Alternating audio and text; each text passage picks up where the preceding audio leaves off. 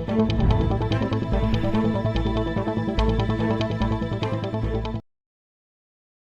लोग, राजनीति शास्त्र के लोग, चिकित्सा विज्ञान के लोग, वैज्ञानिक इस पर सोचने में दिन रात लगी।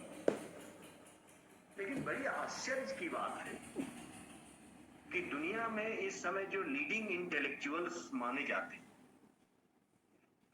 जो इस दुनिया को समग्रता में देखने का प्रयास करते हैं,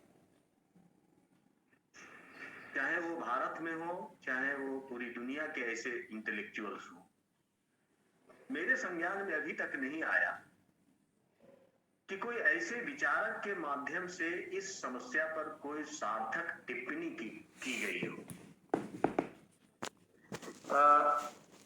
कम से कम मैं नॉम चॉम्स्की के फेसबुक और उनके ट्विटर से मैं जुड़ा हुआ रहता हूं और मैं कभी कभी देखता रहता हूं, और मुझे आशा थी कि ये दुनिया के सबसे इस समय वरिष्ठ इंटेलेक्चुअल हैं। इनका कभी न कभी कोई वक्तव्य या इस प्रकार की टिप्पणी इस पर जरूर आएगी, लेकिन आज तक मुझे देखने को नहीं मिला। दूसरे इस समय दुनिया के एक बड़े ही लीडिंग इंटेलेक्चुअल्स हैं और वो कम्युनिटेरियन थिंकर्स हैं, बेनेडिक्ट एंडरसन, जो एक राजनीतिक विचारक हैं। मैं उनसे भी यह अपेक्षा करता था कि इस महामारी संकट के दौर पर कभी वो कम्युनिटेरियन अप्रोच में कभी न कभी कोई टिप्पणी या जो जरूर करेंगे, लेकिन वह भी मुझे आज तक देखने को नहीं मिला। अपवाद के तौर पर इस समय दुनिया का एक बहुत ही युवा और बहुत ही उभरता इंटेलेक्चुअल, जिसके विषय में आजकल दुनिया में एक अतिशयोक्तिपूर्ण वक्तव्य दिया जाता है कि वो इस समय वो पृथ्वी ग्रह के सबसे बुद्धिमान प्राणी है, युवाल नोआ हरारी। युवाल नोआ हरारी ने पिछले वर्ष ही इस समस्या पर एक महत्वपूर्ण लेख, बहुत सारे आयामों को लेख के उन्होंने अखबार में लिखा था, वो मुझे पढ़ने का अवसर मिला था। भारत में तो जो भी शीर्ष बुद्धिजीवी हैं, जो जीवन को समग्रता में देखते हैं, उनकी तरफ से तो मुझे इस समस्या पर कोई वक्तव्य या उस प्रकार के कोई विचार अब तक देखने को नहीं मिला। आखिर इसका क्या कारण है? मैं ये प्रश्न इसलिए उठा रहा हूं कि क्या दार्शनिक तरीके से इस समस्या पर कुछ विचार विमर्श करने का कोई अवकाश है क्या?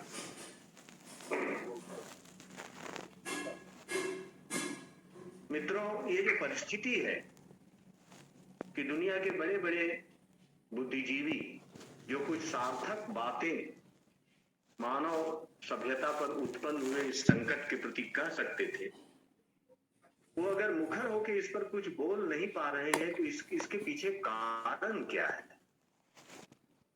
के पीछे का मित्रों कारण ये है, और अगर उस कारण को हम नहीं समझते हैं तो हम लोग जो ये आयोजन किए हैं वह एक सर्वथा अव्यावहारिक और एक मनोविनोद का के लिए किया गया आयोजन बनकर रह जाएगा। इसलिए हमें उस पूर्व पक्ष को पहले रिस्पॉन्ड करना चाहिए कि आखिर इस विषय पर दार्शनिक ढंग से विचार करने की कोई गुंजाइश बनती है कि नहीं। मित्रों, विगत 300 वर्षों के ज्ञानात्मक, राजनैतिक, आर्थिक और बहुत प्रकार के सामाजिक मनोवैज्ञानिक उपक्रमों के माध्यम से आधुनिकता ने अपने लगभग 350 वर्षों के प्रयास से आज हमारे सामने एक कैच 22 सिचुएशन पैदा कर दिया है। और इस कैच 22 सिचुएशन में आधुनिकता हमसे यह कहती है यदि हम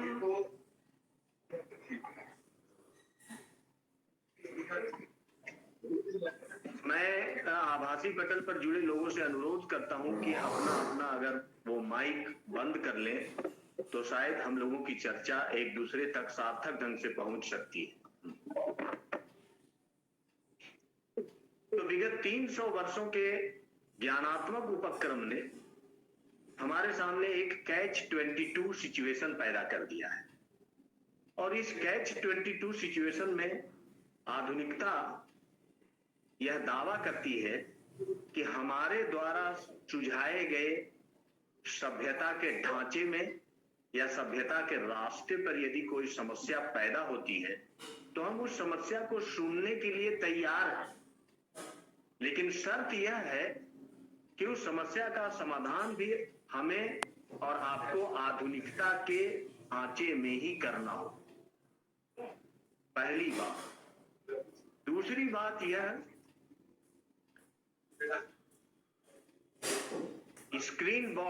स्क्रीन ब्रॉडकास्ट कृपया मतलब जो प्रतिभागी है वो बंद कर दें ताकि आप तक परिचर्चा ठीक से पहुंच सके।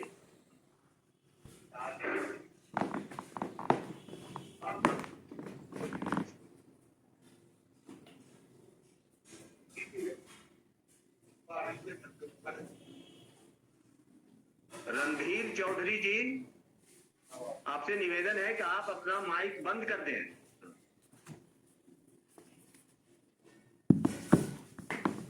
दूसरी बात यह है कि आधुनिकता ने हमारे सामने और हमारे मनोमस्तिष्क में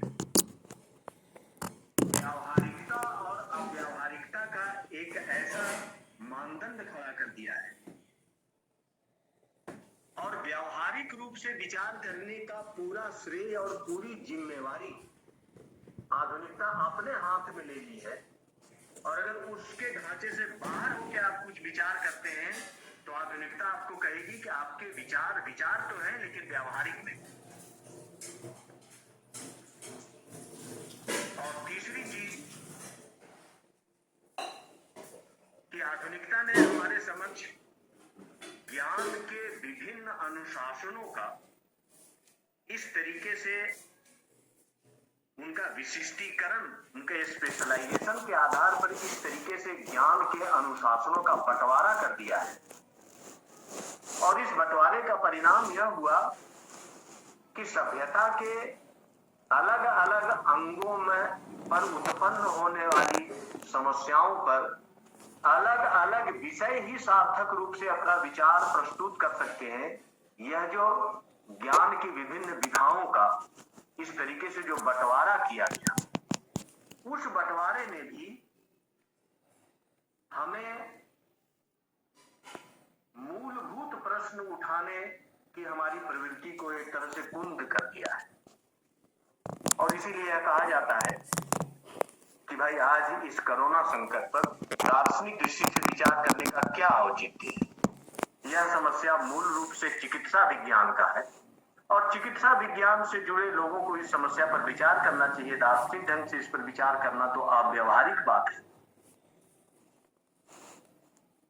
लेकिन मित्रों, इस प्रकार की जो सोच है और इस प्रकार की सोच ने हमारे मनोमस्तिष्क में जो एक कैच 22 सिचुएशन पैदा कर दिया है, जिसके चलते दार्शनिक ढंग से इस समस्या पर विचार करने की गुंजाइश को ही एक तरह से अप्रासंगिक बता दिया जाता है। वास्तव में यह एक बहुत बड़ी भूल है, और उस भूल का संकेत यहां छिपा हुआ है कि वास्तव में इस कोविड-19 महामारी की संकट ने ज्ञान के अनुशासनों का जो वाटर टाइट कंपार्टमेंट डिवीजन था, जो स्पेशलाइजेशन था, उसी को इसने ब्रेकआउट कर दिया, उसी को इसने ध्वस्त कर दिया। कि आप सभ्यता पर विचार करने के लिए, जो अलग अलग क्षेत्रों पर विचार करने के लिए अलग अलग ज्ञान के अनुशासनों की प्रामाणिकता को स्वीकार कर रहे थे, इस पैराडाइम को ही इस कोविड-19 ने ध्वस्त कर दिया है। और आप देख सकते हैं कि पूरी दुनिया और ज्ञान की तमाम विधाएं केवल कोविड-19 के संदर्भ में आज जो कुछ भी कह रहे हैं वह अंधे के हाथ में लगे हुए बटेर से ज्यादा नहीं। कोई भी कुछ प्रामाणिक स्थिति में कहने की स्थिति में नहीं है। ज्ञान की सारी विधाएं जहां छूती हैं वहीं फट जाता है, चाहे वो राजनीतिक हो, चाहे वो आर्थिक हो, चाहे चिकित्सा वैज्ञानिक हो। कोई भी इस विषय पर आज अपने अपने अपने ज्ञान की विशिष्टता के आधार पर कुछ प्रामाणिक रूप से कहने की स्थिति में नहीं है। तो इस कोविड-19 महामारी ने ज्ञान के अनुशासनों का जो विशेषीकरण था और उनका जो विभाजन था, एक पैराडाइम बना हुआ था, उसी को इसने ध्वस्त कर दिया है। और ऐसा इसलिए हुआ कि यह समस्या, हमें मूलभूत रूप से इस बात को समझना चाहिए कि कोविड-19 की जो समस्या है वह मानव सभ्यता के किसी एक अंग से जुड़ी हुई समस्या नहीं है। आप इस बात को ध्यान रखिएगा, तब संभवतः मेरे आगे के व्याख्यान की बातें आपको कुछ ज्यादा समझ में आ सकेगी।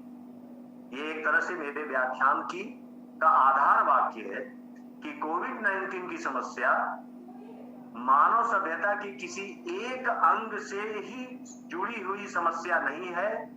इसलिए ज्ञान के विशेषीकृत विभाजन के आधार पर इस समस्या पर बहुत सस्टेनेबल तरीके से विचार नहीं किया जा सकता है। यह समस्या मानव सभ्यता के समस्त अंग प्रत्यंगों को प्रभावित करने वाली समस्या है और इसलिए इस समस्या पर दार्शनिक तरीके से विचार करने की गुंजाइश बनती है। जैसा कि प्रोफेसर सुधा चौधरी ने संकेत किया कि दर्शन शास्त्र मूलभूत प्रश्न उठाने वाला ज्ञान का अनुशासन है और समग्रता में सोचने वाला अनुशासन है।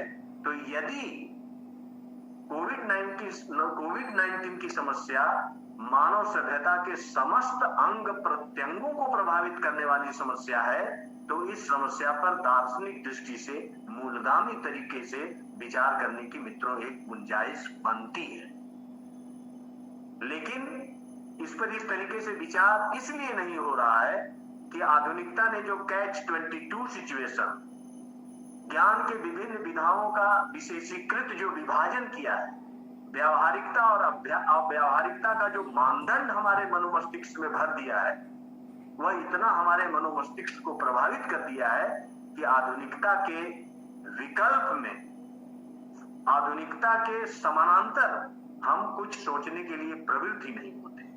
और इसी बात का संकेत 1940 और 50 के दशक के बीच में इस दुनिया का एक बहुत बड़ा सभ्यता समीक्षक मार्टिन हाइडेगर ने अपने डेर स्पाइगल इंटरव्यू को कंक्लूड करते हुए कहा था कि आज दुनिया की सबसे बड़ी समस्या या मानव सभ्यता के समक्ष आज सबसे बड़ी समस्या किसी पारमाणविक हथियार का नहीं है। यदि आप पारमाणविक हथियार से भी किसी और विध्वंसक हथियार की कामना कर सकते हैं तो वह भी बड़ी समस्या नहीं है। आज मानव सभ्यता के समक्ष जो सबसे बड़ी समस्या है वह यह कि आधुनिकता और विज्ञान के द्वारा इस जीवन जगत पर एक रेखीय तरीके से सोचने के तरीके को जो एकमात्र सोचने का तरीका मान लिया गया है, वह इस दुनिया की और मानव सभ्यता की सबसे बड़ी समस्या है। और मैं इसी समस्या का संकेत करने के लिए मैंने एक टर्म यूज किया है, कैच-22 सिचुएशन। तो मित्रों, मेरे कहने का मतलब यह है कि इस वैश्विक महामारी पर दार्शनिक ढंग से विचार करने का मजबूत आधार है और इसकी गुंजाइश बनती है। आप सभी जानते हैं कि आज समूची दुनिया कोविड-19 नामक महामारी की चपेट में, कहीं हम इसके दूसरी लहर को और कहीं इसकी तीसरी लहर का सामना कर रहे हैं। महामारियां तो पहले भी आती रही हैं और मनुष्य अपना किसी न किसी तरीके से बचाव करने में सफल भी होता रहा और हम आशा करते हैं कि इस बार भी कोरोना हारेगा और मनुष्य की ही जीत होगी। परंतु मित्रों, हारा हुआ कोरोना भी इस बार जाते जाते इतना तो जरूर कह जाएगा कि मैं आधुनिक सभ्यता का वायरस हूं और मेरे फैलने की बेशुमार सुचालकता आधुनिक सभ्यता की रगों में है।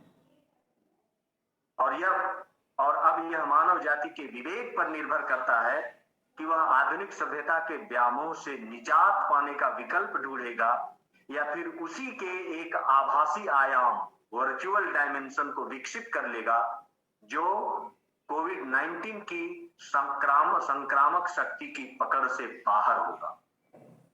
मित्रों, मैंने जो जाते जाते हारते हुए कोरोना की ये चेतावनी को मैंने आपके सामने जो प्रस्तुत किया, आप मान लीजिए कि कोरोना वायरस की यह चेतावनी काल्पनिक ही सही, लेकिन किसी न किसी अर्थ में यह जायज भी है, क्योंकि इससे फैली महामारी वैसी नहीं है जैसे कि पहले की महामारियां होती थी। यह कई मायने में बिल्कुल अलग प्रकार की। इससे पहले की महामारियां निरपवाद रूप से प्राकृतिक अशुभ होती थी, नेचुरल इविल। लेकिन इस महामारी के पीछे ऐसी आशंका जताई जा रही है कि यह एक नैतिक अशुभ है, यह एक मॉरल इविल है। संभव है कि यह किसी दुष्ट मानवीय चेष्टा की सोची समझी कारगुजारी हो, और यदि यह सही है तो मानव सभ्यता के साथ की गई इसे अब तक की सबसे बड़ी और सर्वाधिक हिंसक साजिश कहना ही उचित होगा। पहले की महामारियां मित्रों तीव्र गति से मनुष्य को कराल गाल में झोंक देती थी और उनके फैलने की गति धीमी होती थी, परंतु कोरोना वायरस मनुष्य को धीरे धीरे मारता है। वह मेरे शरीर में किस तरीके से प्रविष्ट हो जाता है, इसकी मुझे उसके प्रवेश का मुझे दस्तक सुनाई नहीं पड़ता, और जब दस्तक सुनाई पड़ता है तब तक वह बहुत क्षति पहुंचा चुका रहता है, और इसके फैलने की रफ्तार बहुत तेज है। जबकि आश्चर्यजनक बात यह है कि यह वायुमंडल पर सवार होकर बहुत दूर की यात्रा करने में सक्षम नहीं है यह वायरस। एक और महत्वपूर्ण बात कि पहले की महामारियां अक्सर गंदी बस्तियों से फैलती थी, क्योंकि गांव देहात का जीवन यह माना जाता है कि हाइजेनिक नहीं हुआ करता है। परंतु आप इस बात पर विचार कीजिए कि कोविड-19 महानगरों से फैली हुई महामारी और मनुष्य के मन मस्तिष्क पर इसकी प्रभावमत्ता इतनी अधिक है कि विश्व इतिहास में संभवतः मित्रों यह पहली घटना है जिसका संज्ञान पूरी दुनिया भर में एक साथ लिया गया हो। शायद विश्व इतिहास में इससे पहले और इसके अतिरिक्त दुनिया में कोई ऐसी घटना नहीं थी जिसको पूरी दुनिया ने एक साथ संज्ञान में लिया। मतलब वैश्विक स्तर पर संज्ञान में लिए जाने की जो इसकी प्रभावमत्ता है वह नागासाकी और हिरोशिमा में हुए परमाणु विस्फोट से भी ज्यादा है, और इससे जो जान माल की क्षति हुई है वह दोनों विश्व युद्धों में हुए जान माल की क्षति से भी अधिक है।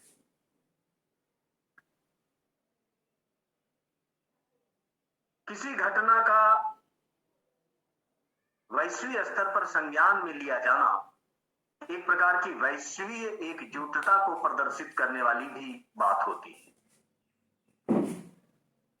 परंतु कैसी विडंबना है कि वैश्विक एकजुटता की इस संज्ञानात्मकता में अंदर से अंदर ही अंदर मनुष्य एक दूसरे से अलग थलग रहने के लिए विवश कर दिया है। हर आदमी अपनों से और परायों से डरा हुआ है कि वह कहीं अनजाने में संक्रमित न हो जाए। आप मित्रों समझ सकते हैं कि ये जो महामारी है ये मनुष्य और मनुष्य के बीच में ये कितने बड़े खाई को, कितने बड़े विभाजन रेखा को, कितने बड़े अलगाव को पैदा किया है। जबकि वैश्विक एकजुटता, विश्व स्तर में संज्ञान में इस घटना को लिया जाना एक वैश्विक एकजुटता है, तो यह दो मनुष्यों को जोड़ने वाली घटना नहीं होकर ये दो मनुष्यों को अलग करने वाली एक परिस्थिति पैदा कर दिया है। और पता नहीं विश्व स्वास्थ्य संगठन के दिमाग में समाज की कैसी अवधारणा बनी कि जब से ये महामारी घोषित हुआ तब से उसने इससे बचने के लिए एक सोशल डिस्टेंसिंग शब्द का प्रयोग करके पूरी दुनिया में इतना प्रचारित कर दिया कि यह इससे बचने का एकमात्र उपाय सामाजिक दूरी है। पता नहीं विश्व स्वास्थ्य संगठन के दिमाग में समाज की कैसी अवधारणा है कि सामाजिक दूरी को, इस शब्द को इतना प्रचलित कर दिया गया, जबकि ये अच्छा शब्द नहीं है। मनुष्य और मनुष्य के बीच सामाजिक दूरी को बढ़ाने वाले किसी भी शब्द का जो प्रभाव और उसकी अर्थवत्ता है वह मानव जीवन के लिए कतई उचित नहीं कहा जा सकता। इसके बदले कौन सा शब्द होना चाहिए मैं प्रामाणिक रूप से नहीं कह सकता हूं, लेकिन अगर शुरू से विश्व स्वास्थ्य संगठन इसके लिए कोई संपर्क दूरी टाइप का यदि शब्द बनाया होता तो ज्यादा बेहतर होता, क्योंकि कम से कम भारतीय समाज में संपर्क दूरी शब्द बहुत ही निंदनीय शब्द है और हम लोगों को इस शब्द का प्रयोग करने से तो कम से कम भारत में बचना चाहिए। लेकिन अगर आप देखें तो फिजिकल डिस्टेंसिंग भी अंततः ये मनुष्यों का एक आपसी अलगाव ही अंततः पैदा करता है। अब ये जो फिजिकल डिस्टेंसिंग के द्वारा इस समस्या के सामना करने का जो एक बहुत ही आरंभिक और एक व्यवहारिक सूत्र प्रदान किया गया, आप इसको समझने का प्रयास कीजिए कि ये मुझे क्या क्या बताता है, इसमें क्या क्या चीजें छिपी हुई। वस्तुतः भौतिक संपर्क के जाल को काट देने के लिए ही दुनिया भर में इस महामारी से बचाव के लिए वैसे सभी संसाधनों, संस्थानों, उपक्रमों को एक तरह से स्थगित कर देना पड़ा, जिसको हम लोग लॉकडाउन करने लगे। और ये जो सारे संसाधन थे, संस्थान थे, उपक्रम थे, ये करते क्या थे?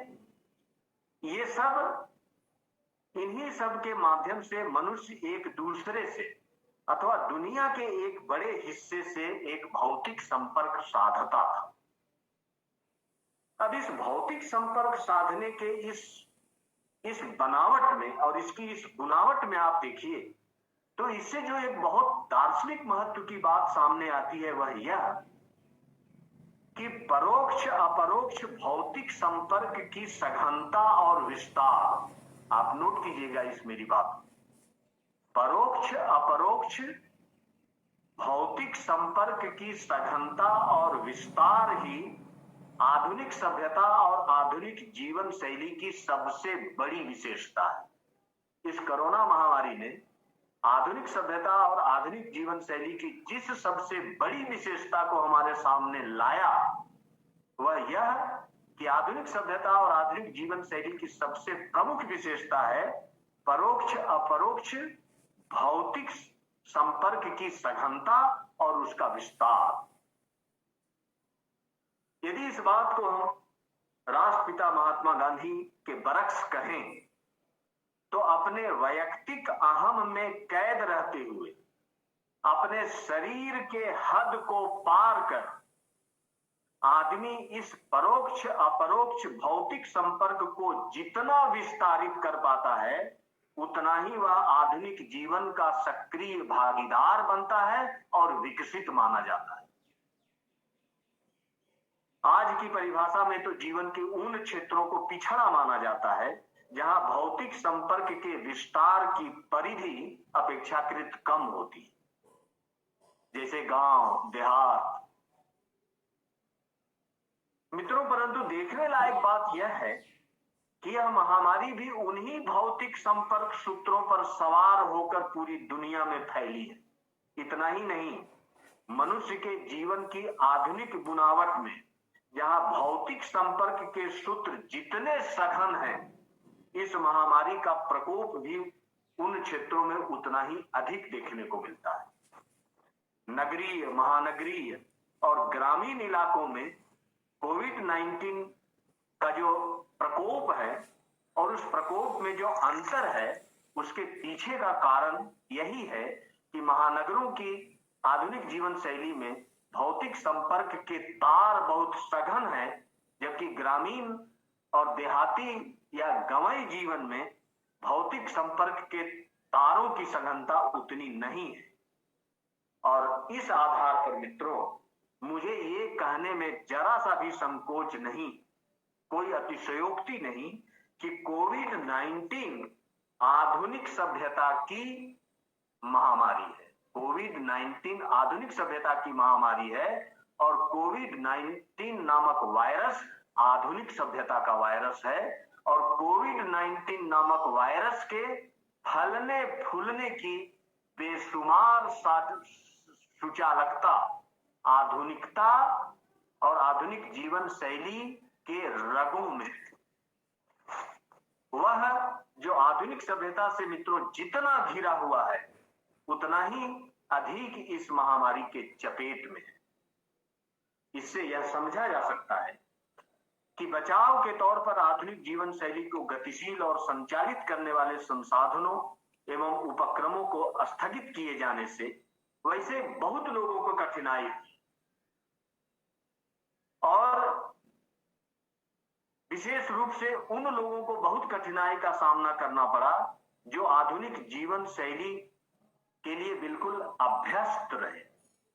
साथ ही उन कामगारों को भी कम दुर्दशा नहीं झेलनी पड़ी जो आम दिनों में उन्हीं आधुनिक जीवन शैली के अभ्यस्तों के लिए मानो स्टैंडिंग रिजर्व हुआ करते थे।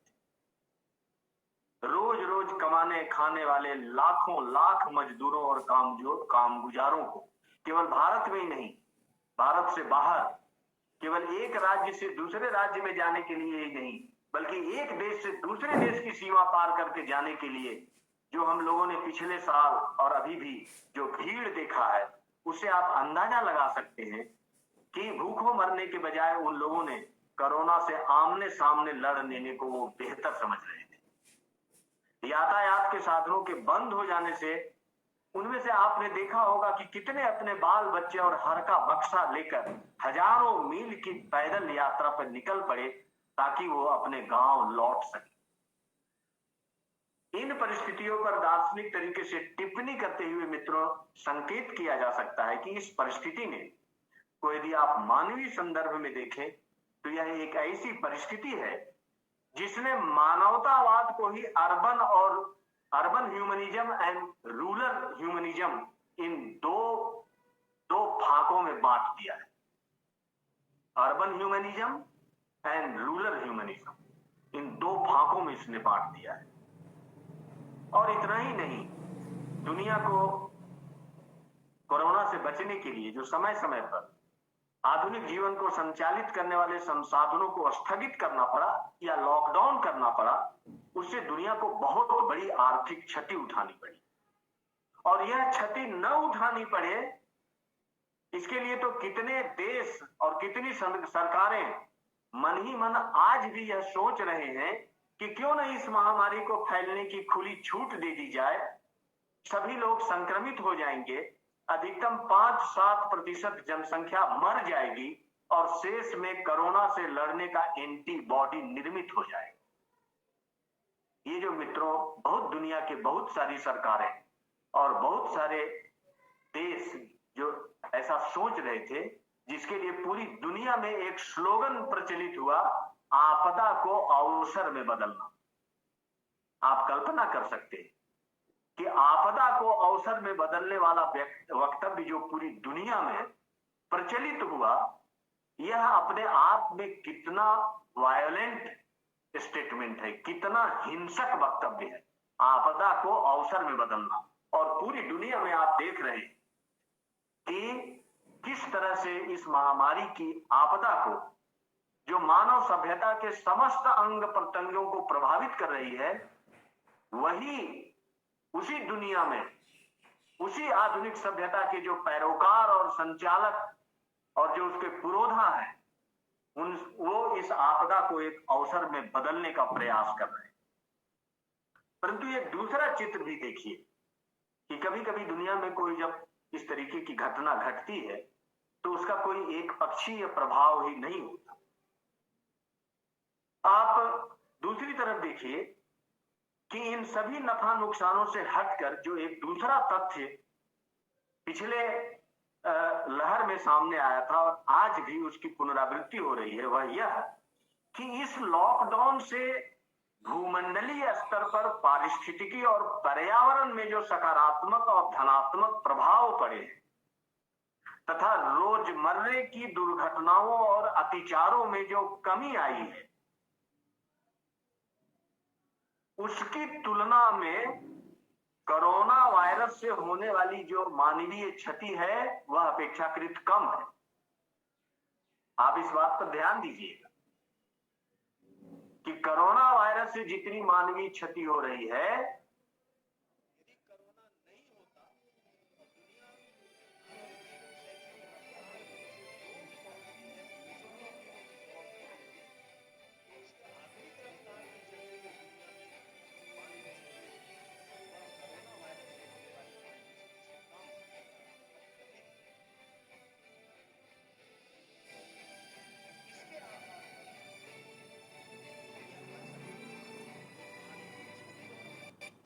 विचार की दृष्टि से आधुनिक जीवन शैली की गतिशीलता और बेतहाशा भागदौड़ अपने आप में भी किसी महामारी से कम नहीं है।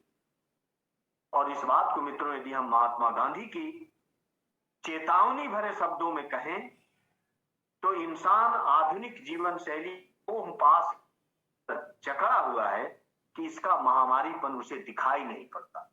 हम आज एक वैश्विक आपदा में मानवीय क्षति के आंकड़े को दुनिया में आज प्रदर्शित करते हैं, लेकिन आधुनिक जीवन शैली की बेतहाशा रफ्तार और उसकी गतिशीलता के कारण पूरी दुनिया में जो रोज रोज मानवीय क्षति होती थी, हमने कभी आधुनिक सभ्यता और उसकी जीवन शैली के अवगुण के रूप में हमने कभी इस बिग डाटा का इस्तेमाल करके दुनिया को नहीं दिखाया, उसकी हम अनदेखी करते। लेकिन कोरोना वायरस से होने वाली क्षति की हम डाटा जरूर दिखाते।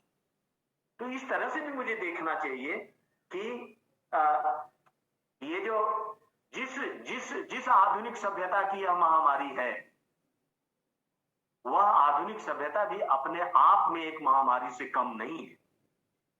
और वास्तव में देखा जाए तो इस महामारी ने आधुनिक सभ्यता को एक ऐसे दहलीज पर लाकर खड़ा कर दिया है जहां हर आदमी अदृश्य कोरोना की मारक त्रासदी से जूझ रहा है। आधुनिक सभ्यता को बुनने वाले उन तारों को छूने में डर रहा है, जबकि उन्हीं तारों से उसका ही जीवन नहीं बल्कि पूरी आधुनिक जीवन शैली उसी ही तारों से बंधा हुआ है। इस भय और दहशत के कारण अपने घरों में डूबका हुआ आधुनिक मनुष्य अंदर ही अंदर आधुनिक जीवन शैली के अत्याचार का भी अनुभव किया है। भीम सिंह जी, जरा अपना वीडियो ऑडियो बंद कर लीजिए। भीम सिंह जी, यदि मेरी आवाज आपको सुनाई पड़ रही हो तो आप अपना ऑडियो बंद कर लीजिए। तो मित्रों, इस भय और दहशत के कारण अपने घरों में डूबका हुआ आधुनिक मनुष्य अंदर ही अंदर आधुनिक जीवन शैली के अत्याचार का भी अनुभव किया है और कर रहा है। लेकिन पता नहीं हम अपने अंदर कितने प्रकार का अभावों का सामना करते हैं। परंतु याद रखिएगा कि कोरोना वायरस ने हमारा सामना आधुनिक जीवन शैली के अभाव से कराया है। मतलब कोरोना वायरस के काल में दुनिया जिस जीवन को जी रही है, उस जीवन शैली में हम अपने जीवन में बहुत प्रकार के अभावों का सामना करते हैं। लेकिन इस दौरान पूरी दुनिया ने आधुनिक जीवन शैली के अभाव का सामना किया है और आधुनिक जीवन शैली के अभाव को उसने जिया है। कुछ समय के लिए ही सही, लेकिन इस दौरान हम सबों ने आधुनिकता की अनुपस्थिति को भी जिया है। और आधुनिकता की अनुपस्थिति को जीने का कम से कम ये विगत 2 वर्षों का जो पूरे विश्व में यह काल है, कम से कम इस बात को प्रमाणित करता है कि आधुनिकता ही मानवीय सभ्यता का और मानवीय जीवन शैली का एकमात्र मार्ग नहीं है। इसका कोई वैकल्पिक मार्ग हो सकता है और मनुष्य में अभी भी आधुनिकता की अनुपस्थिति को जीने का सामर्थ्य मनुष्य में है और इसलिए मनुष्य में यह संभावना अभी भी जीवित है कि वह आधुनिक जीवन शैली के विकल्प की कोई सभ्यता दृष्टि आज भी वह खोज सके। लेकिन इन मिले जुले अनुभवों से मनुष्य का सामूहिक मन क्या यह सीख ले सकेगा कि जीवन के आधुनिक तौर तरीकों के बगैर भी जीवन संभव है? क्या आने वाले समय में, जिसे लोग उत्तर कोरोना काल की दुनिया कह रहे हैं, हमारा सामूहिक मन जीवन जीने की ऐसी कला को विकसित करने का प्रयास करेगा जो आधुनिक सभ्यता की जटिलताओं से और भौतिक संपर्क के सघनता के सूत्रों से मुक्त हो? मित्रों, इसमें कोई दो राय नहीं कि कोरोना संकट ने हमारे समक्ष कुछ अस्तित्वात्मक प्रश्नों को खड़ा किया है और हम मानवीय सभ्यता के जिस मार्ग को अब तक मानवीय सभ्यता का राजपथ, राजमार्ग समझ रहे थे, उसी पर इसने प्रश्न चिन्ह खड़ा किया है। और इन अस्तित्वात्मक प्रश्नों में मौन रूप से साभ्यतिक बदलाव की एक आहट भी सुनी जा सकती है। साभ्यतिक बदलाव की एक आहट भी सुनी जा सकती है, लेकिन इस बदलाव की दिशा क्या होगी अभी स्पष्ट तौर पर इस पर मित्रों कुछ नहीं कहा जा सकता। केवल मैं अपनी समझ से आपके समक्ष आज केवल उन 3 संभावनाओं पर विचार करूंगा और आपके समक्ष अपनी बात को शेयर करने का प्रयास करूंगा कि आने वाले समय में दुनिया में किस प्रकार के साभ्यतिक बदलाव की संभावनाएं देखी जा सकती हैं। मित्रों, इसमें पहली संभावना तो यह दिखाई पड़ती है कि उत्तर कोरोना काल की दुनिया में राष्ट्रवादी अलगाव के खतरे बढ़ सकते हैं और इसकी संभावनाएं पहले लॉकडाउन पीरियड में, उसकी पहली लहर में ही पूरी दुनिया में देखी जा रही थी और आज भले उस आग पर थोड़ी सी राख पड़ गई है, लेकिन उसके अंदर की अग्नि मित्रों अभी भी सुलग रही। और यदि ऐसा हुआ तो राष्ट्रों के बीच का संघर्ष बढ़ेगा और अंदर ही अंदर सभ्यताओं के संघर्ष को भी बढ़ावा मिलेगा। युद्ध की विभीषिका से मानवता एक बार फिर थर्रा उठेगी और यह युद्ध बंदूकें, तोप और मिसाइल से कम ही लड़े जाएंगे। जैविक हथियारों से युद्ध लड़े जाने की शुरुआत हो सके। मिसाइल भी मित्रों ऐसे हो सकेंगे जो अपने टारगेट पर विस्फोट कर खतरनाक वायरस वायुमंडल में फैला सके। और इस अलगाव के समर्थक बदले की कार्रवाई के पक्ष में भी यही तर्क दे सकेंगे कि कोरोना वायरस भी तो एक जैविक हथियार है और दुनिया भर में इसके संक्रमण को बतौर एक युद्ध ही फैलाया गया है। उन्हीं दिनों मित्रों युवाल नोआ हरारी, जो बहुत बड़े इतिहासकार हैं, आप लोगों ने sapiens a brief history of Mankind और 21st lesson for 21st century, उनकी विश्वविख्यात किताबों से आप लोग परिचित हो। तो इतिहासकार युवाल नोआ हरारी ने उन्हीं दिनों वर्ल्ड आफ्टर कोरोना वायरस शीर्षक से एक फाइनेंशियल टाइम्स में एक लेख लिखा था। अगर आप लोगों में से लोग जो रुचि रखते हैं तो उस लेख को आपको अभी भी खोज कर पढ़ना चाहिए। हरारी इस खतरे को भांपते हुए उस लेख में उचित ही कहते हैं कि हमें राष्ट्रवादी अलगाव और वैश्विक एकजुटता के बीच चुनाव करना पड़ेगा। आप देखिए कि इस चुनाव का जो प्रश्न था वो हरारी उस समय लिख रहे थे जब दुनिया का शीर्ष यदि अमेरिका है और अमेरिका का शीर्ष यदि उसका राष्ट्रपति होता है और उस राष्ट्रपति पद पर आसीन उस समय ट्रंप थे, तो उसके चलते जो उस समय पूरी दुनिया में एक राष्ट्रवादी अलगाव के खतरे जो अचानक बढ़े हुए दिखाई पड़ रहे थे, जिसकी आग अभी भी कहीं न कहीं सुलग रही है, लेकिन राष्ट्रपति ट्रंप के चुनाव नहीं जीतने के बाद और जो बाइडेन का शासनकाल जो अमेरिका में आया, उससे जो विश्व में बदलाव हुआ, उसमें राष्ट्रवादी अलगाव के खतरे ऐसे लग रहे हैं कि थोड़ी देर के लिए स्थगित हो गए, या ये कहिए कि वो खतरे अब आर्थिक साम्राज्यवाद और राजनीतिक साम्राज्यवाद के खतरे में रूपांतरित हो रहे हैं। तो हमें राष्ट्रवादी अलगाव और वैश्विक एकजुटता के बीच चुनाव करना पड़ेगा। यह महामारी और उसका अर्थव्यवस्थाओं पर प्रभाव एक वैश्विक संकट है। यह संकट वैश्विक सहयोग से मिटाया जा सकेगा। सबसे पहले तो वायरस से निपटने के लिए दुनिया भर के देशों को सूचनाओं को आदान प्रदान करना पड़ेगा। यही बात इंसानों को वायरस पर बढ़त दिला सकती है। अगर हम राष्ट्रवादी अलगाव को चुनेंगे तो यह संकट अधिक नुकसानदेह होगा। भविष्य में भी ऐसे संकट आते रहेंगे, लेकिन हम वैश्विक एकजुटता को चुनते हैं तो यह कोरोना वायरस के खिलाफ हमारी बड़ी जीत होगी। साथ ही साथ भविष्य के संकटों से पार पाने के लिए हम मजबूत भी होंगे, जो 21वीं सदी में धरती से मानव जाति का अस्तित्व ही वो मिटा सकते। मित्रों, हरारी की इस टिप्पणी के आलोक में आज कुछ मिले जुले प्रभाव दुनिया में देखने को मिल रहे हैं।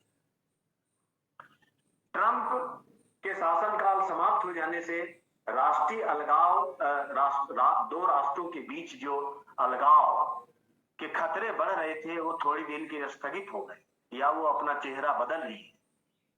दूसरी तरफ पूरी दुनिया में इस वैश्विक महामारी से निपटने के लिए एक वैश्विक एकजुटता दिखाई जा रही है। आज इसका सबसे बड़ा प्रमाण है कि भारत में जब कोरोना की दूसरी लहर आई तो दुनिया भर के लोगों ने भारत का सहयोग करने के लिए खड़े हुए। और पहली लहर में और आज भी भारत भी अपनी क्षमताओं के अनुरूप पूरी दुनिया को एक संदेश देने का प्रयास किया था कि वह भी अपनी तरफ से जितनी मदद, सूचनाओं का जितना आदान प्रदान कर सकता था, भारत ने भी ये पहल किया था। लेकिन इस पहल की प्रशंसा करते हुए हम यदि इसके अंदर झांकने का प्रयास करें तो इसमें हमें एक दूसरे प्रकार की बुराई भी समझ में आती है। और वह बुराई आती है कि हम एक बहुत महान कार्य करते हुए भी जब हम उसे पॉलिटिसाइज करते हैं तो उसकी महानता कम हो जाती है, उसकी महानता, उसकी अर्थवत्ता थोड़ी मलिन हो जाती है। हम कर तो रहे होते हैं एक महान कार्य, लेकिन जब उसको हम पॉलिटिसाइज करते हैं तो उसकी महानता को हम थोड़ा कम कर देते हैं या उसकी महानता को ही कलंकित कर देते हैं। मैं एक उदाहरण देना चाहूंगा कि भारत की सभ्यता और संस्कृति जवाहरलाल नेहरू से लेकर गांधी तक और वेदों से लेकर बुद्ध तक, भारत को यदि एक शब्द में परिभाषित किया जाए तो भारत क्या है? तो भारत एक अहिंसक सत्यान्वेषी देश है। अहिंसक सत्यान्वेषी देश है और विश्व बंधुत्व, वसुधैव कुटुंबकम उसका सांस्कृतिक आदर्श है। और इस आदर्श के अनुरूप इस महामारी के दौर में भारत सरकार ने जो कुछ कदम उठाए वो बहुत प्रशंसनीय है। लेकिन उन कदम को उठाते हुए दुनिया ने तो हमको इंडोर्स किया हमारी सांस्कृतिक सांस्कृतिक महानता के अर्थ में, लेकिन हम भारत के लोग भारत में उस महानता को जिस तरीके से प्रचारित करते हैं वह कहीं न कहीं से उसकी महानता को और हमारे गौरव बोध को कम कर देता है, क्योंकि हम उसे पॉलिटिसाइज कर देते हैं। मैं आपको स्मरण दिलाना चाहूंगा कि भारत से जब पहली बार वैक्सीन ब्राजील भेजे गए थे तो ब्राजील के राष्ट्रपति ने एक ट्वीट किया था और वो ट्वीट क्या था, उसमें हनुमान जी का उस राष्ट्रपति में चित्र बनाया गया था और हनुमान जी वैक्सीन एक हाथ में और एक हाथ में सिरिंज लिए हुए वो ब्राजील में उतर रहे थे। आप उस ब्राजील के राष्ट्रपति की सोच देखिए कि वह भारत के द्वारा किए गए मदद को एक कितने बड़े नैरेटिव में ले रहा है। मतलब वो हमारे पूरे सभ्यतिक सांस्कृतिक परिप्रेक्ष्य में हनुमान को संकट मोचन के रूप में और सत्य के समर्थन में जीवन भर आजीवन खड़ा रहने वाले उस व्यक्तित्व के रूप में उस नैरेटिव में उसको दिखाया जा रहा है। क्योंकि वो तो आसुरी शक्ति के द्वारा लक्ष्मण का प्राण हर लेने के पश्चात वही हनुमान जी थे जो हिमालय पहाड़ से संजीवनी लेके आ रहे थे। वो चित्र वैसा ही था।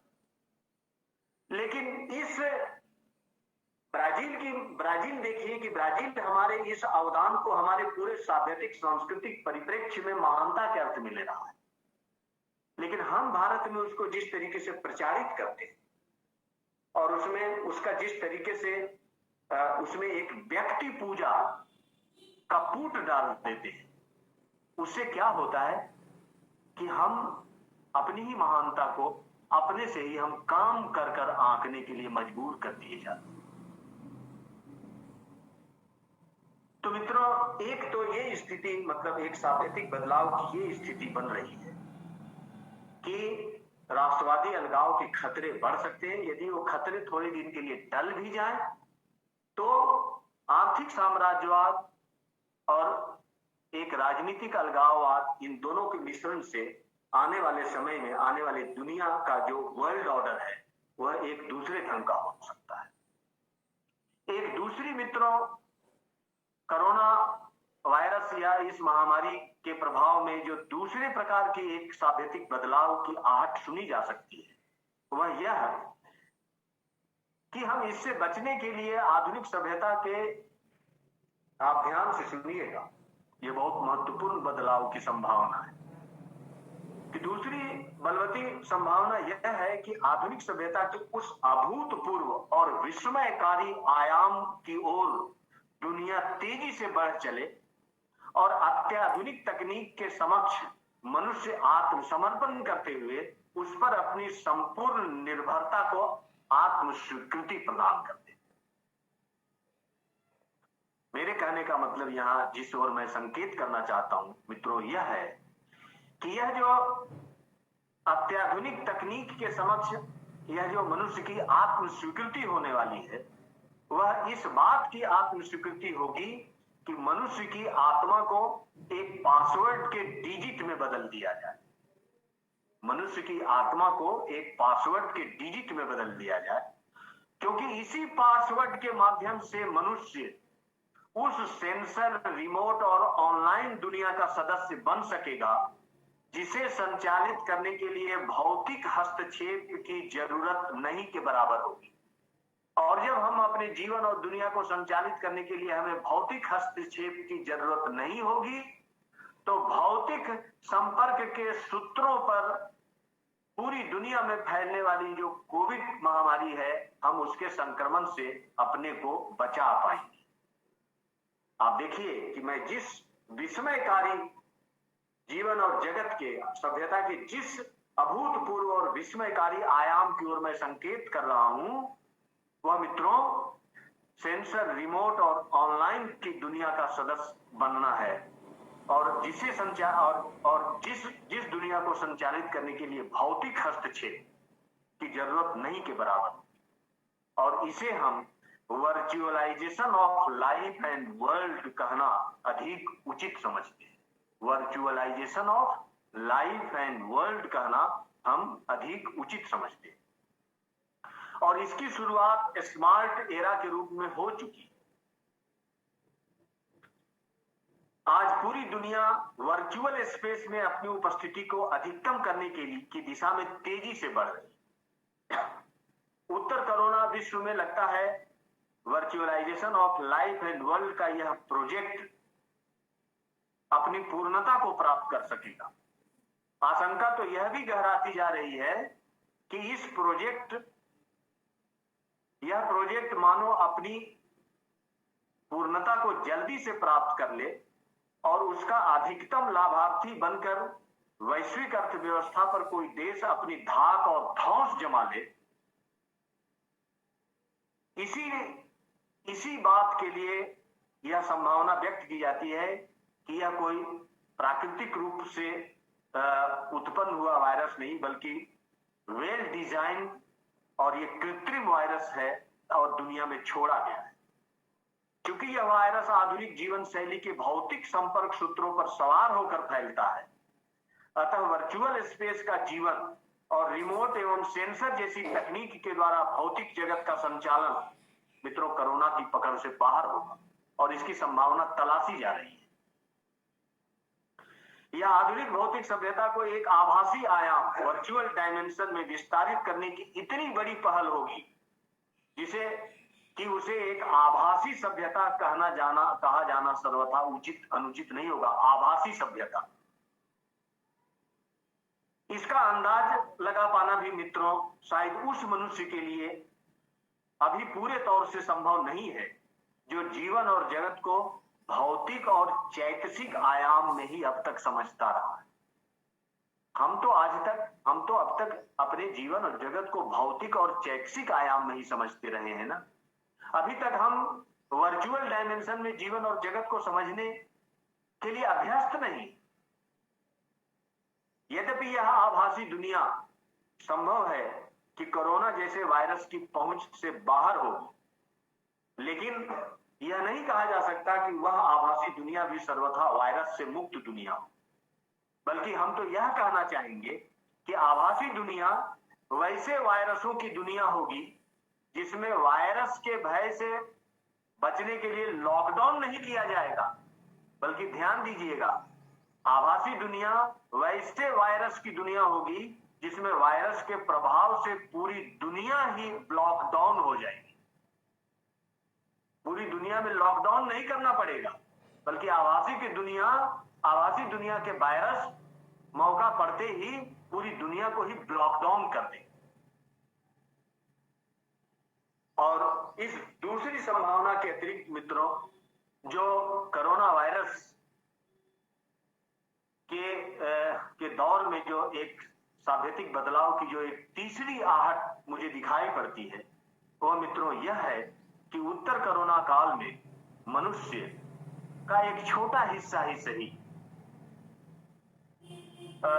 नगरीय और महानगरीय आधुनिक सभ्यता के नाग फांस से निजात पाने की दिशा में कदम बढ़ाए। इस आभासी पटल पर मैं अपने एक प्रिय राजेश चौरसिया को देख रहा हूं।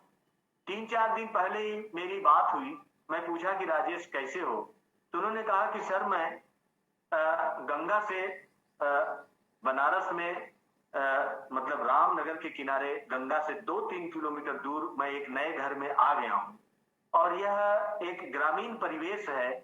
गंगा यहाँ भव्य रूप से दिखाई पड़ती है। इस क्षेत्र में कोरोना का आतंक और प्रकोप उतना नहीं है, और लेकिन गंगा के पार जो घनी बस्ती है, जो बनारस शहर बसा हुआ है, उधर तो बहुत प्रकोप है। तो राजेश को मैं ये बताया उस दिन कि देखो बहुत सुरक्षित जगह में हो, क्योंकि तुम एक ऐसे जगह में रह रहे हो जहां इस आधुनिक सभ्यता को बांधने वाले सघन भौतिक संपर्कों में बांधने वाले तारों की पकड़ तुम्हारे रहनी सहनी में थोड़ी ढीली है, थोड़ी कमजोर है, इसलिए तुम वहां राजेश सुरक्षित हो। मुझे इस आभासी पटल पर राजेश को देखकर अच्छा लग रहा है। तो मित्रों, जो तीसरी संभावना मुझे दिखाई पड़ती है वह यह कि इस कोरोना संकट के प्रभाव में मनुष्य नगरी और महानगरी आधुनिक सभ्यता के नाग फांस से निजात पाने की दिशा में भी कदम बढ़ा सकता है, सोच सकता है, और इसके लिए जीवन और जगत के आपसी तालमेल के वह सरल सूत्रों में विन्यस्त होने वाले ग्राम्य जीवन शैली को अंगीकार कर सकता है। यहाँ ग्राम्य जीवन शैली का मतलब मित्रों गंवारों की गंवई जीवन शैली से नहीं है, जिसे पिछड़ेपन का पर्याय माना जाता है। यहाँ जब मैं ग्राम्य जीवन शैली शब्द का प्रयोग कर रहा हूं तो वह ग्राम्य जीवन महात्मा गांधी का आत्मपूरित ग्राम स्वराज जैसा होगा, जिसे उन्होंने आधुनिक सभ्यता के शैतानी स्वरूप को समझकर सिरे से खारिज करते हुए एक वैकल्पिक जीवन शैली, एक वैकल्पिक सभ्यता बोध के रूप में बड़ी मजबूती के साथ दुनिया के सामने रखा था। ग्राम स्वराज में महात्मा गांधी ने जो आत्मपूरित शब्द सेल्फ कंटेंट विशेषण लगाकर वास्तव में महात्मा गांधी ने देह वासना की संपूर्ति में निरत आंतरिक आधुनिक सभ्यता का एक तरह से विलोम प्रदर्शित किया था और इसके अनुलोम अर्थ में उन्होंने जीवन इसके अनुलोम अर्थ में उन्होंने उस जीवन दर्शन को व्यंजित करने का प्रयास किया था जिसे सनातन भारत का अहिंसक सत्यान्वेषी भारत का सत्व कहा जाता है। सनातन भारत की साभ्यतिक महिमा को उजागर करते हुए गांधी ने मित्रों उचित ही कहा था कि मैं यह मानता हूं कि जो सभ्यता हिंदुस्तान ने दिखाई है उस तक दुनिया में कोई पहुंच नहीं सकता। जो बीज हमारे पुरखों ने बोए हैं उनकी बराबरी कर सके ऐसी चीज देखने में नहीं आई। रोम मिट्टी में मिल गया, ग्रीस का सिर्फ नाम ही बचा है, मिस्र की बादशाही चली गई, जापान पश्चिम के शिकंजे में पूरी तरह से फंस गया है और चीन का अभी कुछ नहीं कहा जा सकता। चीन का, महात्मा गांधी कहते हैं, चीन का अभी कुछ नहीं कहा जा सकता, लेकिन गिरा टूटा जैसा भी हो आज भी हिंदुस्तान अपनी बुनियाद में, अपनी साभ्यतिक बुनियाद में मजबूत है। मित्रों, महात्मा गांधी के इस वक्तव्य में न केवल अहिंसक सत्यान्वेषी भारत का स्मरण है, बल्कि इसमें एक बड़ी महत्वपूर्ण बात उन्होंने 6 सभ्यताओं की चर्चा करते हुए उन्होंने चीन के विषय में यह कहा कि चीन के विषय में कुछ नहीं कहा जा सकता। 5 सभ्यताओं के विषय में वो कह रहे हैं, लेकिन ये 6ठी सभ्यता के विषय में गांधी इस वक्तव्य में कुछ नहीं कहते। ये बड़ी महत्वपूर्ण बात है, ये बहुत महत्वपूर्ण संकेत छिपा हुआ है। मैं अगर इस संकेत को खोलने का प्रयास करूं तो मुझे यह कहने की इच्छा होती है, और कोई जरूरी नहीं कि मैं जो कह रहा हूं वह प्रामाणिक है, लेकिन पूरी दुनिया जब इस कोरोना महामारी और कोविड-19 वायरस के विषय में जब केवल कयास ही लगा रही, तो कयास के तौर पर ही सही गांधी की जो ये असमंजस थी, चीन के विषय में महात्मा गांधी को जो असमंजस था वो मित्रों आज टूट गया। आज वह असमंजस गांधी का टूट गया। कोरोना संधारक चीन का जो अमानवीय चेहरा सामने आया वो मित्रों बहुत कुछ कहता है। यदि दुनिया भर में आज चीन पर जो आक्षेप लगाए जा रहे थे और आज भी लगाए जा रहे हैं, और यदि नहीं लगाए जा रहे हैं तो पॉलिटिकल इकोनॉमी का कोई प्रेशर है, वह सही है, तो उससे इस कुकृत्य से कन्फ्यूशियस और लाओत्से को लज्जित होना पड़ा है, क्योंकि यह उन्हीं का देश है।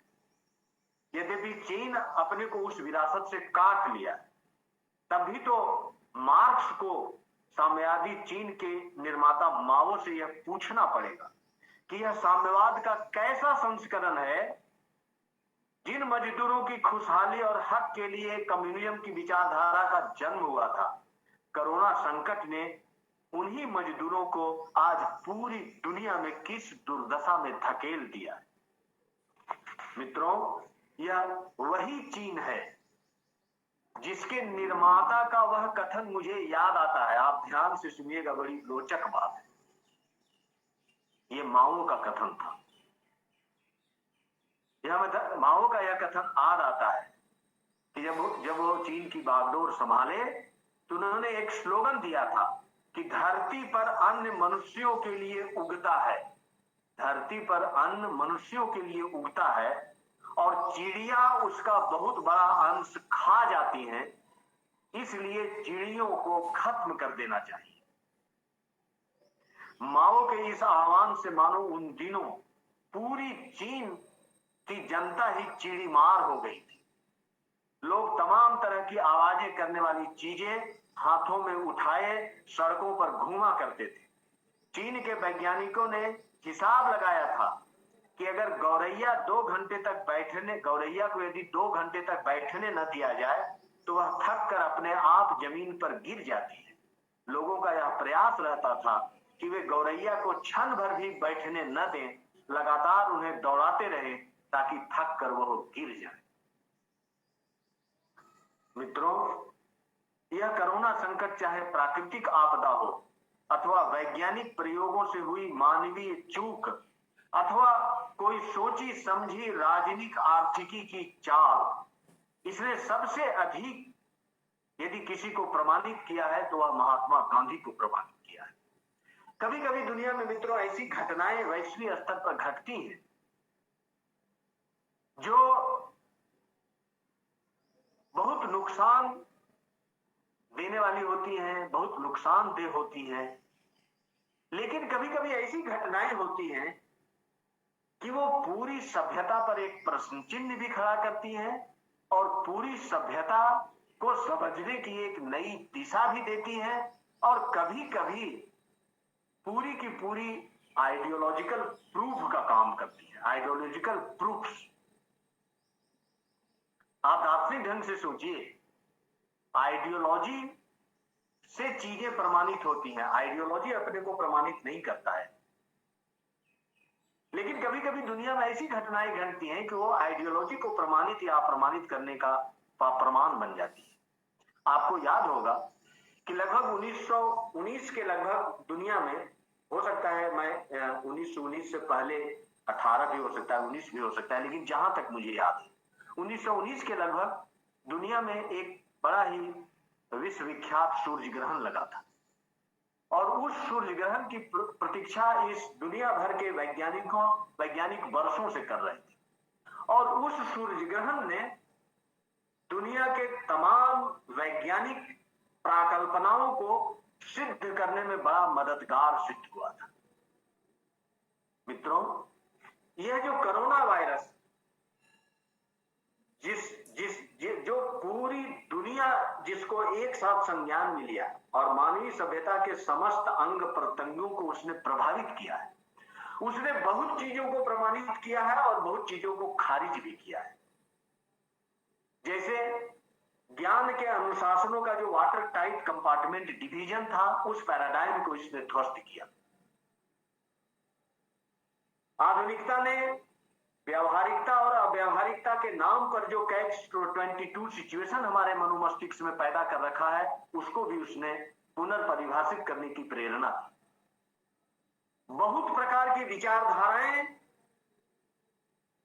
जो हम यह मानकर दुनिया चलती थी कि इन्हीं विचारधाराओं से दुनिया को देखा जा सकता है, उन विचारधाराओं पर भी इस कोरोना संकट ने प्रश्न चिन्ह लगाया।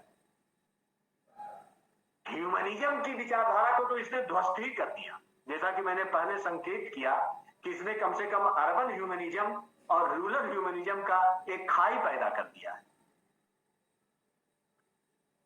लेकिन यदि आप देखें तो इस महामारी ने जो सबसे बड़ा प्रश्न चिन्ह खड़ा किया है वह है कि आधुनिक सभ्यता और आधुनिक जीवन शैली को ही मानवीय सभ्यता का एकमात्र राजमार्ग समझने की जो मेरी सोच पिछले 350 वर्ष के आधुनिकता के ज्ञानात्मक उपक्रम के द्वारा जो बना दिया गया था, उस पर भी इस महामारी ने प्रश्न चिन्ह लगाया है।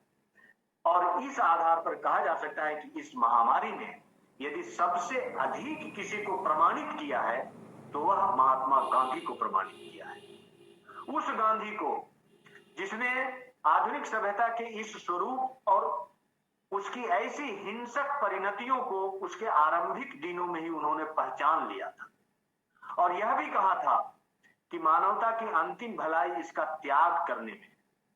यह तो कहना मित्रों मुश्किल है कि जब यह तूफान गुजर जाएगा तो हम सब में जो गांधी है वह फिर से जिंदा हो उठेगा या गांधी मार्ग पर चलने की मुहिम दुनिया में शुरू हो सकेगी, यह स्पष्ट तौर पर तो कुछ नहीं कहा जा सकता है। यह भी संभव है कि आधुनिकता का यह स्वभाव ही है कि वह अस्तित्वात्मक समस्याओं का भी अनुभव मूलक समाधान ढूंढती है और अपने ही सांचे में ढूंढती है। और अनुभव मूलक समाधान मित्रों किसी समस्या का निदान नहीं बल्कि उसी समस्या का एक प्रतिविधान होती है। आधुनिक समस्या अपनी समस्याओं का जिस तरीके का समाधान प्रस्तुत होती है, उस समाधान में भी एक दूसरी समस्या अंतर्निहित होती है और इसी अर्थ में वह प्रतिविधान होती है। और यह भी देखा जा सकता है कि पूरी दुनिया आधुनिक सभ्यता के एक आभासी आयाम को इस समय विकसित करने की मुहिम में किस तरह सन्नद्ध हो गई है। वह दिन दूर नहीं मित्रों, जब सब कुछ में सेंसर लगा होगा। रिमोट से संचालित होने वाली आभासी दुनिया के चमत्कार के साथ साथ हम लोग और भी बहुत कुछ देख सकेंगे। जीवंत संपर्क से ज्ञान का आदान प्रदान और उत्पादन के बदले डिजिटल मोड ऑफ लर्निंग के द्वारा आने वाली पीढ़ी को आभासी दुनिया का कुशल और अभ्यस्त नागरिक बनाया जाना संभव हो सकेगा।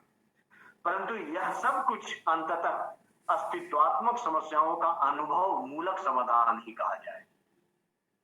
Empirical solution of hermeneutical problems. अस्तित्वात्मक समाधान तो मित्रों केवल महात्मा गांधी ही है।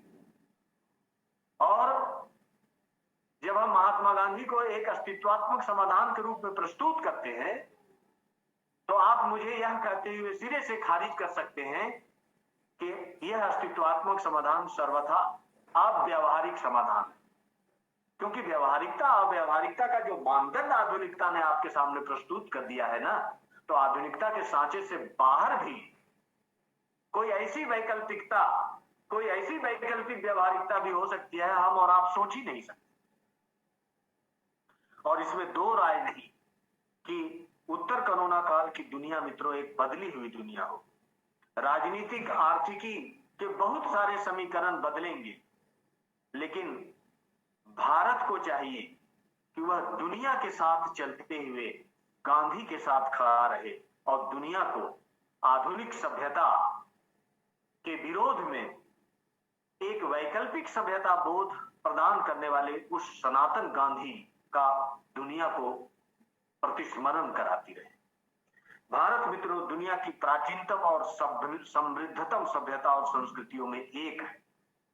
अतः इस वैश्विक संकट के प्रति उसे अपने साभ्यतिक और सांस्कृतिक दृष्टि से विचार अवश्य करना चाहिए, और हम सब लोगों को भी करना चाहिए। केवल विचार ही नहीं बल्कि दुनिया को उससे अवगत भी कराना हमारा कर्तव्य है।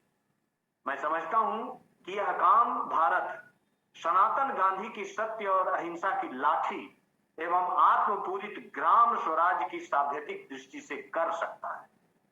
आज पूरी दुनिया इस वैश्विक संकट से निजात पाने के लिए तरह तरह से सोच रही है और अंतिम रूप से कुछ भी हाथ नहीं लग रहा है। इन समस्त सोचों में वैज्ञानिक, अर्थशास्त्रीय और चिकित्सा शास्त्रीय समाधानों को प्राथमिकता दी जा रही है।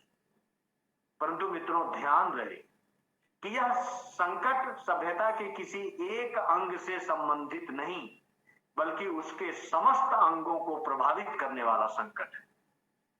अतः मित्रों इसका संपोष्य समाधान पाने के लिए हमें इस पर साभ्यतिक दृष्टि से विचार करने की जरूरत है। इसका संपोष्य समाधान, सस्टेनेबल सॉल्यूशन पाने के लिए हमें इस पर साभ्यतिक दृष्टि से विचार करने की जरूरत है, केवल आर्थिक, राजनीतिक, चिकित्सा शास्त्रीय और वैज्ञानिक दृष्टि से ही नहीं।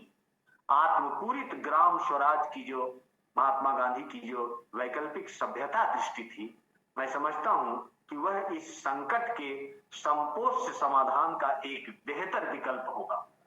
लेकिन इस विकल्प के प्रति हमारी रुझान कितनी बढ़ेगी, इसके विषय में मित्रों कुछ भी नहीं कहा जा सकता, क्योंकि आधुनिकता के कैच 22 सिचुएशन से हमारे मनोमस्तिष्क को इस तरीके से बांध दिया गया है कि आधुनिकता के विकल्प में जीवन जगत की कोई सोच जो व्यवहारिक भी हो सकती है, इस पर सोचने के लिए हम आधुनिकता के कैच 22 सिचुएशन से के भंवर में इस तरीके से फंसे हुए हैं, अर्थात उसके नाग फांस में हम इस तरीके से बंधे हुए हैं कि किसी वैकल्पिक सोच के लिए हमारा मनोमस्तिष्क तैयार ही नहीं होता।